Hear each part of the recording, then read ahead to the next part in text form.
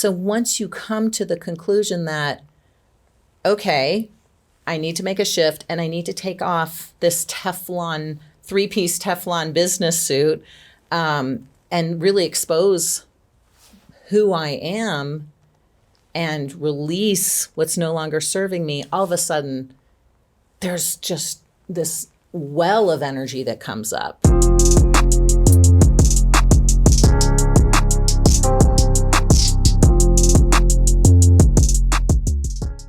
Welcome to the Pathfinder podcast, my friends. I'm Lori Gama. Here you'll find inspiration for going full-time with your passion, or if you already own a business, find some inspiration to take it to the next level. My guest today is Viveka Von Rosen. Welcome. Thank you. And this studio is so cool. Isn't it? Yes. Isn't it? We're so lucky. Thank you for being here. My pleasure.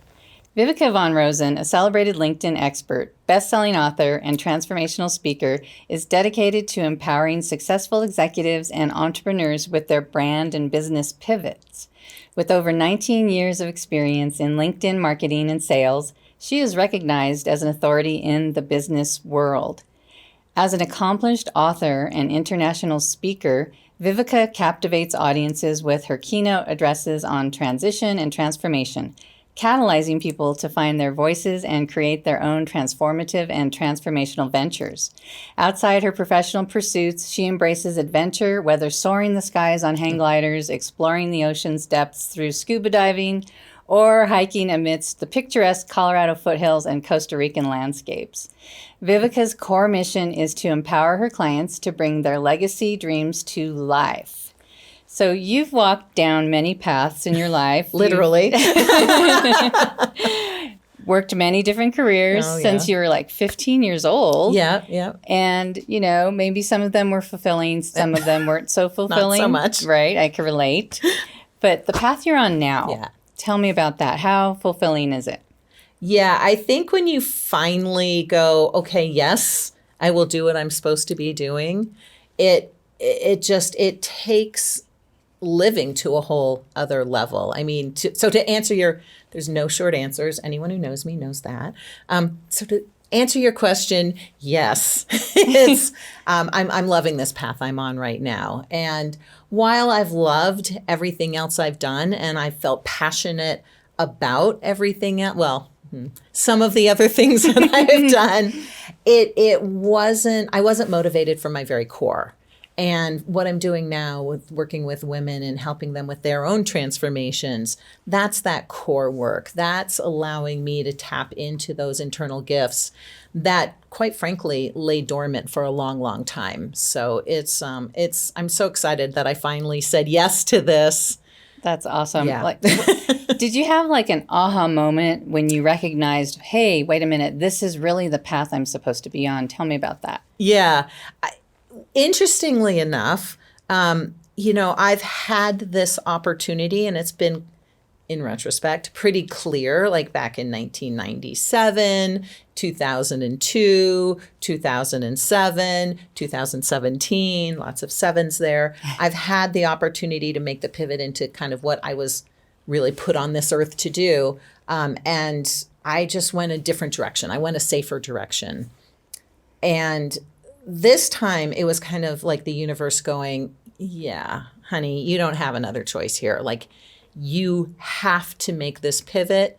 You have to start living authentically. So the actual moment was literally lying in a hospital bed, in my, working on, I think it was, I was writing grants, which I'm not a grant writer, for my last company. And I just had this like, what am I doing? Like, this is insane. Also, turning 55, realizing I've got less before me than I had behind me. It was kind of one of those moments where I shook my head and went, I cannot do this anymore. And I really, in order to be fully alive, I need to be doing the work that I was put on this earth to do. Right. Yeah. And so many of the women that you help and want to help are living beyond the dream board. And that's the name of your website, right? Exactly. Beyond the dream board. Exactly. .com. Yeah. Tell me more about that, because you've probably achieved more than one dream board. And please tell us, for people who are watching or listening, some people might not know, what is a dream board? Yeah. So, I mean, for me, it's a metaphorical dream board, but yes, I mean, dream boards, vision boards, those things that we always create on, January 1st with all of our ideas about what we want in our lives, the houses, the cars, the spouses, the whatever. And ironically, I had been cleaning out my garage, as one does, and I found one of my old vision boards or dream boards, and it even had like the same car on it that I drive now. Not Cool. that I consciously bought the car. I mean, anyway. That's how they work. That's how they work, exactly. Like, I didn't even know I wanted that car. And again, I was at a stage in my life where I had achieved everything that I thought I wanted to, right? The international speaking, the writing of books, running a big SaaS company. And I just wasn't, Alan, married to, that guy, married to the man of my dreams, living in a beautiful house. I have a couple beautiful houses, actually. And I was just kind of like, okay, so why aren't I happy right now? Why aren't I feeling fulfilled? There's got to be more to life than this. And so the name of, Beyond the Dream Board, I was actually at a speaking event, a Soul Speaks event, and we were just doing an exercise, and the name came to me. And then that's kind of when everything fell into place, because my women have mostly achieved everything they wanted to do. And they're going, there's got to be more to life than this. And like me, hopefully not lying in a hospital bed, but they're going, I cannot possibly keep doing what I'm doing. Like, I just can't. I just can't. And a lot of us feel a certain exhaustion because we're weighted down by our history. We're weighted down by our successes. The reason I chose to work very specifically with corporate women or very successful entrepreneurial women who are ready to shift is because we have certain certain experiences that maybe, somebody else wouldn't have. And the fighting that we've had to do to get where we are, and the armor that we've had to put on to protect ourselves from some of our colleagues, and the thought leadership that we've established for ourselves, like, all of those things need to be shed in order to move forward. And that's what weighs us down, and that's what feels so heavy, and that's what feels so tiring. So once you come to the conclusion that, okay, I need to make a shift, and I need to take off this three-piece Teflon business suit, and really expose who I am and release what's no longer serving me, all of a sudden, there's just this well of energy that comes up, so that we get the momentum that we need in order to move into what's next. That's so cool. And often society at that point in time, when we shed that, they see us as invisible. Mm-hmm. We have lost this visibility or some certain power that we had before, or magnetism, whatever. Yeah. And suddenly we're not like looked upon with the same attitude or respect or. Yeah. Yeah. And sadly, and I get that men go through this as well to some degree, but a lot of women, we've relied on our looks, our hotness, whatever, which that's a whole other conversation we'll have. But yeah, as the, being hot at 30 and 40 begins to fade away, it is amazing how you literally become invisible to some folks. Mm-hmm. And what I will say about that, though, is a lot of that we put on ourselves. We know we need to be making that shift. So on a deeply subconscious level, perhaps we are also hiding and becoming more invisible because we've got this internal battle of I need to move forward in my career. I need to do something else. And I'm not ready to do that yet, or who am I to do that? Like, then there's the whole imposter syndrome thing that goes on. But the fact is, that's just mindset, and which is one of the first things I work with on my women is that mindset, because once we've again, once we've been able to burn that away, there's a reason my logo is a phoenix, right? Once we're able to burn that away, suddenly we just don't give a flying you know what. What other people think. Right. It's like, all right, you don't like the way I look. You don't like the extra 30 pounds. You don't like that I'm a woman. You don't like that I have a loud voice. Like, so what? So what? Yeah. Exactly. I was watching this YouTube video of a TEDx talk that Connie Schultz gave. It was called Women Over 50. Mm-hmm. And one of the many nuggets of wisdom that she shared in it was, I didn't know this. Did you know that killer whales are the only other mammal that go through menopause? I did not. And after menopause, she becomes the leader of her clan for like 20, 30, 40 years. Yeah. So like we should take that lesson from Mother Nature. And I hope that more organizations and the corporate world will look upon women, not that they're all that way, but just like to invite us more to the table because we've got a lot to share. Absolutely. And I did not know that. I will be using that in a future totally blog post. I love that. One of the things that circled around for me again is I did my master's.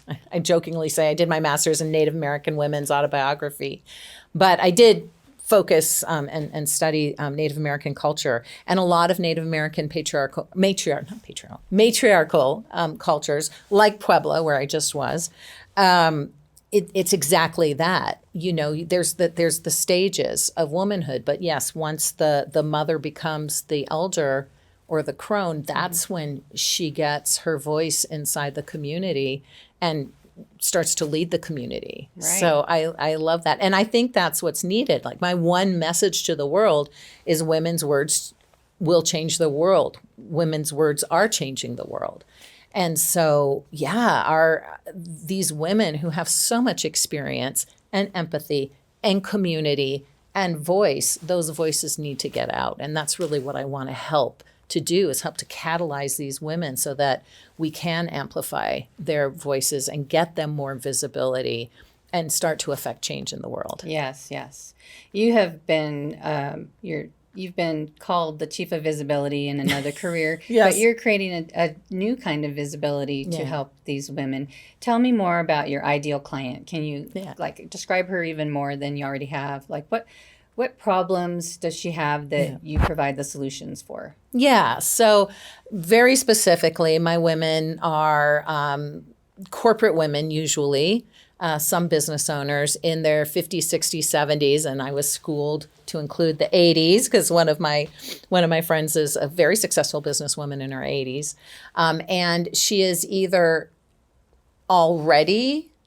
has already left her business, or she sees the writing on the wall and sees where she's being squeezed out, or she just is like, I'm done. But she's in that transitional stage. And so they come to me either after they've transitioned out of their last business or are thinking about it.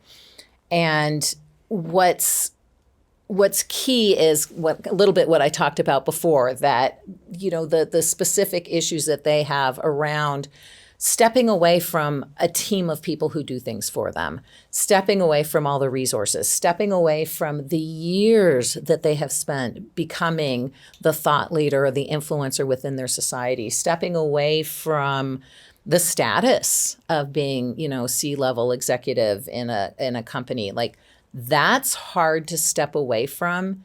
And yet, if you don't willingly step away, you're going to end up getting the Godsmack. You're going to end up getting, you're going to end up being sick, or you're going to have a catastrophe in your family, or you're going to get fired, or you're going to get retired. Or you might die. Or you might die. Right? Yeah. Well, there's that. Unfortunately. Yes. Yeah. No, that's very true. Yeah. That's very true. Because the stressors, we all know about the stress of being in a high stress company, a high stress environment, where you're not supposed to be anymore. Like we've all felt that in some way, shape, or form, and it just becomes harder and harder and harder as you get near that edge. And so, helping them to transition out of that. And for me, interestingly enough, I said earlier, I've had these times in my life when it's like, okay, you can pivot this way or that way, and went that way instead of that way. Mm-hmm. But one of those pivots was I was actually, studying and became a spiritual counselor. And so I get to bring in that aspect, which of course I have not been doing for the past 18 years. I get to bring in that intuitive nature that I actually have, which I've not been using for the past 18 years.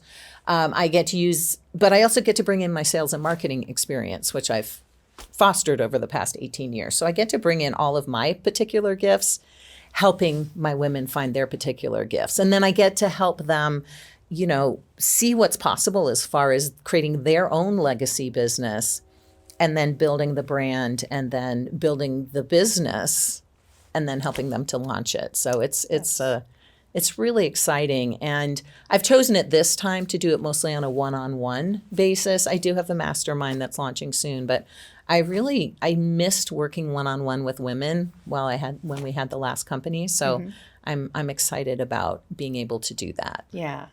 That is so cool. I'm so happy that you're on this path. Me too. Your true path. Before I forget, I wanted you to share your book. You brought a copy of it. Yes.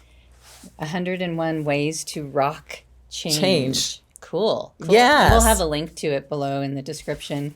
But tell me a little bit about your book. Yeah. So as I was going through this pivot myself, there are phenomenal coaches out there, business coaches, executive coaches, life coaches. There are great mastermind programs. But what I didn't find was someone who could guide me as an executive into this world of entrepreneurship. I didn't find the book I needed. I didn't really find the individual to nurture me through, to Sherpa me through that. And so I was like, okay, well, Google and then ChatGPT. And so I created a roadmap for myself. And then because I'd already written a couple of the 101 books, I'm like, well, I'll just turn this into one of my, called my co-author and said, hey, can I write another book? And she's like, sure. So I took it, and I'm like, and it's really easy. I mean, it's very simple. You can literally read this in like one sitting if you needed to. That's good. But it's the bite-sized pieces because our attention spans are. But yeah, so as I created the roadmap for myself, I thought, well, I might as well write a book about it. Yeah. So I did. That is so great. And what is the name of your website again, the domain? Oh, beyondthedreamboard.com. And if you go to beyondthedreamboard.com/welcome, I've got, a link obviously to this book there. I also have a link to some of the meditations that I guide my own clients through, and you can download those for free. Cool. Another thing I'm an advocate for is a morning. You can do it whenever you want, but I've got a morning process that combines meditation, journaling, gratitudes, that kind of thing. So I've got my own journal, 7-day version of the 90-day journal that you can also download for free too. So that's all there. And if you want to talk to me, you can schedule some time for me too. I love that. I love that. I love finding out about other people's morning rituals. Yeah. Because it's important. It took me many years to be able to have the time to even realize that having a morning ritual is really rewarding and just like grounds you for the rest of the day. For me, it's necessary. I can tell, like for the past couple of days, when we were traveling, I was a little lax. I kind of did it, but not really. And I could tell I was just discombobulated, and I think especially as we move forward in doing what we were called to do, we got to tap in. We've got to tap in. And for me, I do meditate, but I'm one of those who's always thinking. So for me, the actual journaling is my way of channeling and getting the information out there. And my book that I'm writing now, also named Beyond the Dream Board, my chapters came to me that way through my journaling, the ideas for it, all the web of it, it all came in my journaling. So I definitely recommend people do that too. And look where you are now. It's like the butterfly effect, Yes. If the butterfly flaps her wings on this side of the world, it can cause a tornado on this side of the world. Yes. Same thing with our thoughts, only they don't turn into tornadoes. They turn into things that we... Sometimes. Ideally, they turn into things that we want to accomplish someday. Exactly. Got to write it down, get it on paper first. Yeah, and make it real. And make it real that way. And then it gives you something physical that you can focus on. And then, of course, what you focus on, you attract. So I'd Right. much rather have positive thoughts than the negative ones. Right. It also allows you to go bleh, so Exactly. that you don't have to yell at your husband all the Right. time. Brain dumps. Mhm. Yes. Exactly. Now, before we wrap up, I would love to ask you this question. Yes. So, if you could go back in time to your 20-year-old self with all the knowledge and experience you have now, Yeah. what would you tell her? Well, the first thing I tell her is don't date anyone named Mike. And then after that, or maybe before that, it's really, the universe is so much bigger than us.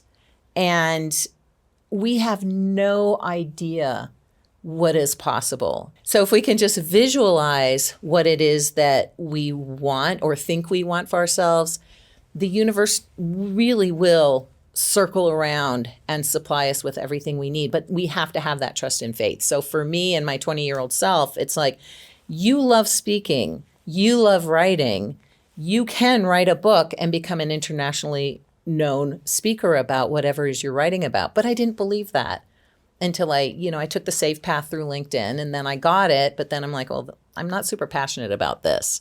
So had I just listened to myself at 20 years old, potentially I could have catapulted into a more true direction for me earlier. But we do what we do and we learn what we learn, and it all serves us in the end. It does. It Yeah. does. Can't have any regrets. No, It exactly. does. Yeah, exactly so. Viveka, thank you so much for doing this today. I really love and adore you, and I'm so happy that we've known each other for like 20 years, and Long sometimes time. we get together, and Yeah. it's wonderful. So thank you for being here. Oh my gosh, thank you so much for the invitation. And I love sitting across from you, and let's do it again. Yes, absolutely. Good. Thank you.